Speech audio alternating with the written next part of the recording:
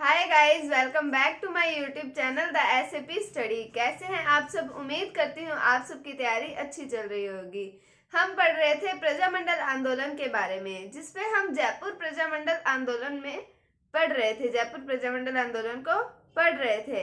आज हमने करनी है जयपुर प्रजामंडल की स्थापना। तो आज हम पढ़ते हैं जयपुर प्रजामंडल की स्थापना के बारे में। बहुत ही इंटरेस्टिंग टॉपिक है, इसकी स्थापना भी बहुत इंटरेस्टिंग है। तो चलिए शुरू करते हैं।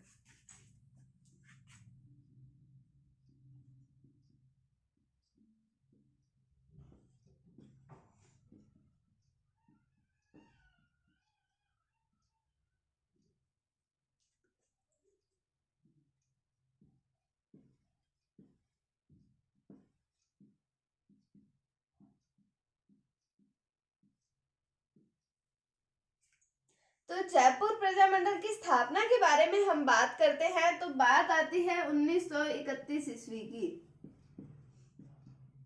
1931 ईस्वी में दो व्यक्तियों ने जयपुर प्रजामंडल की स्थापना की।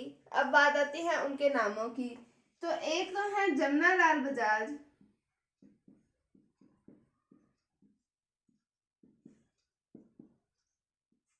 और दूसरे हैं कर्पूर चंद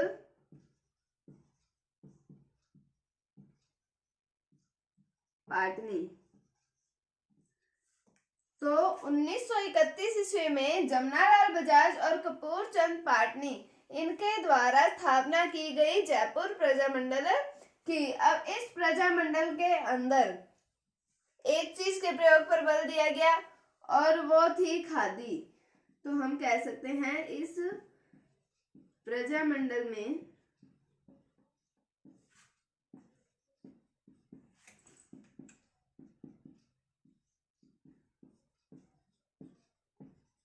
खादी के प्रयोग पर बल दिया गया।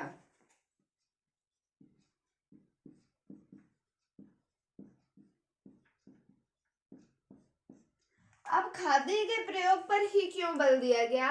कि खादी को माना जाता है राष्ट्रीयता का प्रतीक।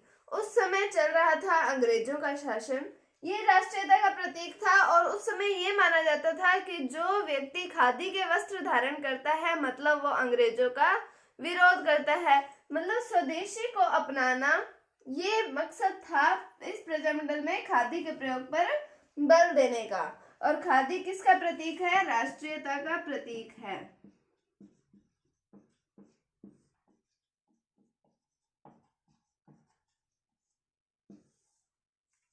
तो खादी के प्रयोग पर बल इसलिए दिया क्योंकि ये राष्ट्रीयता का प्रतीक है। और जो व्यक्ति खादी का प्रयोग करता था, खादी के वस्त्र धारण करता था, वो उसे अंग्रेजों का विरोधी समझा जाता था और उसे भारतीयों का समर्थक समझा जाता था, स्वदेशी का समर्थक समझा जाता था। एक तरीके से साइलेंट विद्रोह हो गया ये, कि जो व्यक्ति खादी के वस्त्र धारण करेगा वो अंग्रेजों का साइलेंटली विद्रोह कर रहा है। अब बात आती है लेकिन प्रशासन ने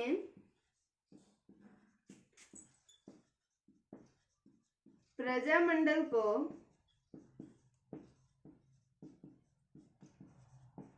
प्रचार प्रसार नहीं करने दिया।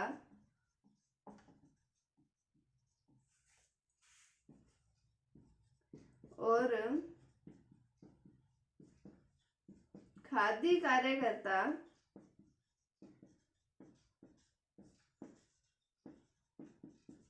किशोर सिंह को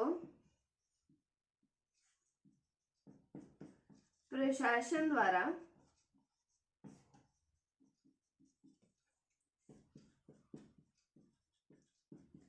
गिरफ्तार कर लिया गया।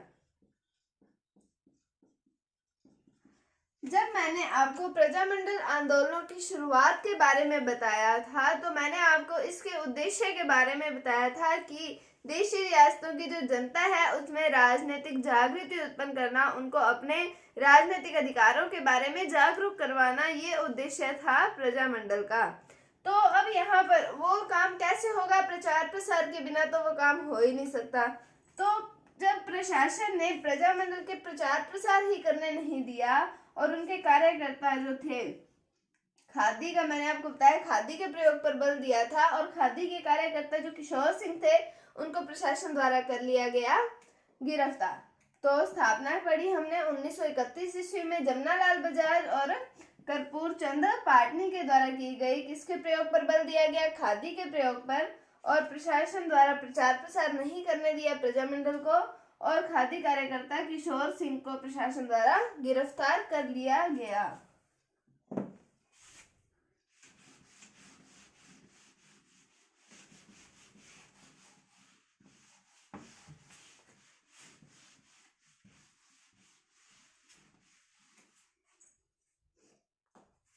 अब बात करें 5 अप्रैल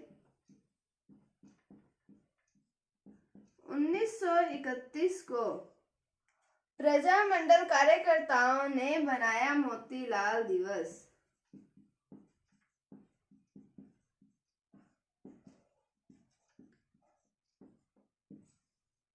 कब बनाया मोतीलाल दिवस? 5 अप्रैल 1931 ईस्वी को।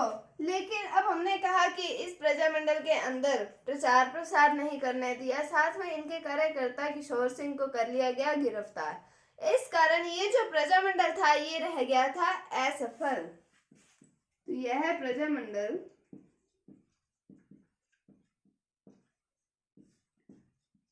असफल रहा। अब हो गया असफल ये। अब फिर हिम्मत करके वापस होएगा इसका पुनर्गठन। कैसे होएगा वो देखते हैं हम। मोतीलाल दिवस पता होना चाहिए हमें, 5 अप्रैल 1931 ईस्वी को मनाया जाता है। अब बात करते हैं 1936 ईस्वी की। करना है हमने इस प्रजामंडल का पुनर्गठन। तो फिर एक व्यक्ति का नाम आएगा इसमें, जमनालाल बजाज।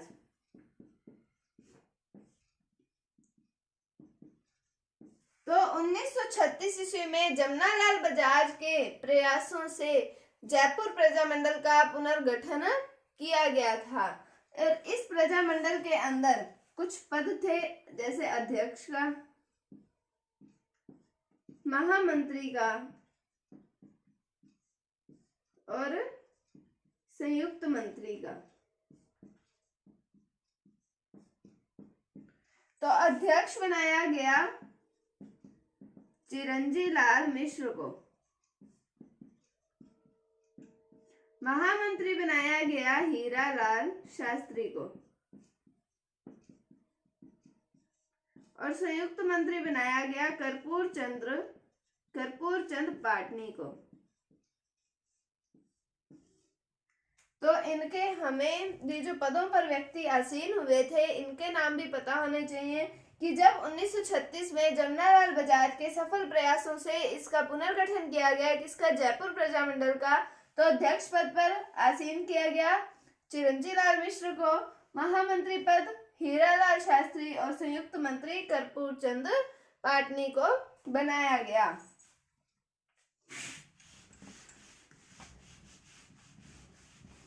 अब बात करें हम 1938 ईस्वी की। 1938 ईस्वी में इस प्रजामंडल का बुलाया गया अधिवेशन। क्या बुलाया गया? अधिवेशन। और इसकी अध्यक्षता की गई जमनालाल बजाज के द्वारा।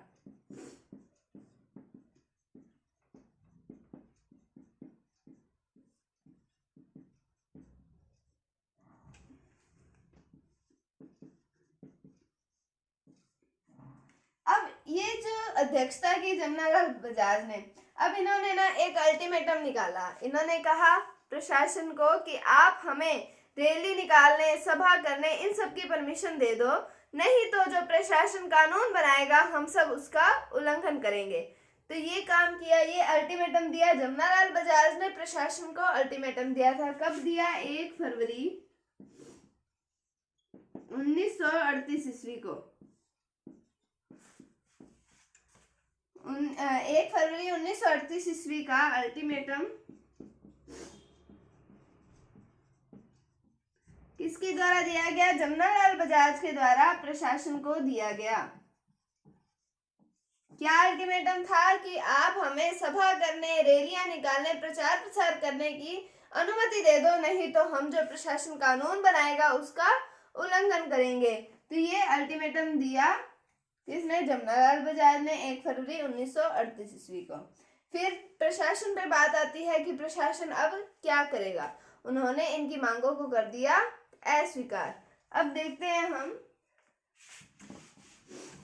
जो मांगे जमनालाल बजाज के द्वारा की गई थी, इन सबको अस्वीकार कर दिया गया प्रशासन के द्वारा, और जो प्रजामंडल था उसको गैर कानूनी संस्था घोषित कर दिया। अब ऐसे कैसे गैर कानूनी संस्था घोषित कर दिया? उन्होंने कहा कि बिना पंजीकरण के कोई भी संस्था नहीं बन सकती है, इसलिए उन्होंने इस प्रजामंडल को गैर कानूनी घोषित कर दिया। उन्होंने कहा अगर आपको संस्था का निर्माण करवाना है तो आप इसका रजिस्ट्रेशन करवाओ। तो बात आती है कि प्रशासन ने और जो अल्टीमेटम दिया था उसकी मांगे को स्वीकार नहीं किया गया था। प्रशासन ने प्रजामंडल को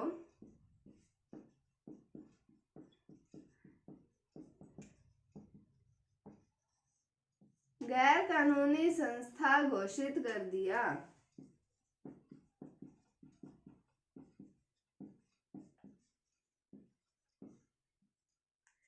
क्यों कर दिया? पंजीकरण के अभाव में।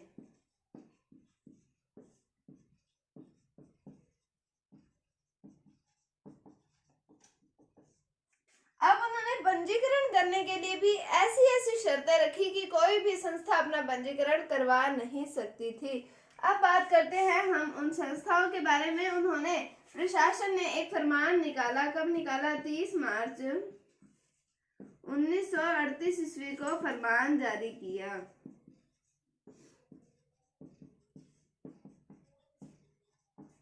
क्या फरमान जारी किया? कि कोई भी संस्था बिना पंजीकरण कार्य नहीं कर सकती। अब पंजीकरण की शर्तों की बात आती है कि पंजीकरण के लिए शर्तें क्या क्या रखी गई। इनको सभा करने, जुलूस निकालने,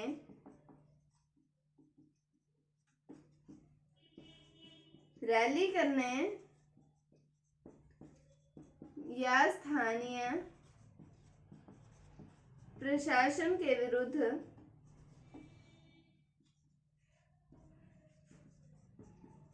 कोई काम करने की अनुमति नहीं थी।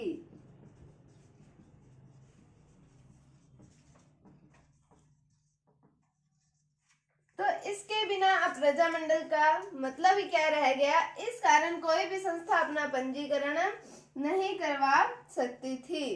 कब फरमान जारी हुआ था? 30 मार्च 1938 ईस्वी को। अब जब मैंने आपको बताया कि प्रजामंडल को गैर कानूनी संस्था घोषित कर दिया, अब कोई भी इलीगल काम होगा तो उसको प्रशासन करता है गिरफ्तार।